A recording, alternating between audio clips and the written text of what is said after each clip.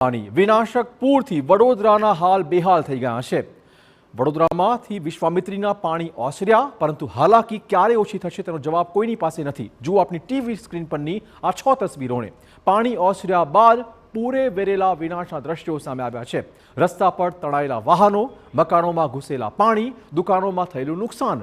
અડધા ઉપરના વડોદરામાં જ્યાં જુઓ ત્યાં આવી જ સ્થિતિ જોવા મળી રહી છે। શહેરમાં આવેલું પૂર માનવ સર્જિત આફત હતી કે પછી કુદરતી હોનારત, તે મુદ્દે રાજનીતિ પણ તેજ થઈ ગઈ છે। પરંતુ પૂરે વડોદરાના લોકોની હાલત કફોડી કરી મૂકી છે, જાણે કેડ ભાંગી નાખી છે। પૂર પૂર્ણ થયાના 2 દિવસ બાદ પણ અનેક વિસ્તારોમાં પાણી ભરાયેલા છે। અનેક મકાનો પાણીમાં ગરકાવ છે। તંત્ર પણ એક્શનમાં આવ્યું છે અને શરૂ કર્યું છે સાફ સફાઈનું મહાઅભિયાન। જોકે સફાઈમાં પણ કૌભાંડનો આરોપ લાગતા સર્જાયા છે અનેક સવાલો।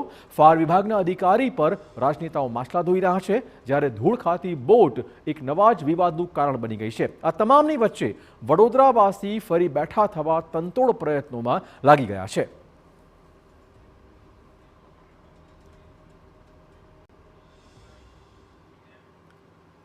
તો વિશ્વામિત્રી નદી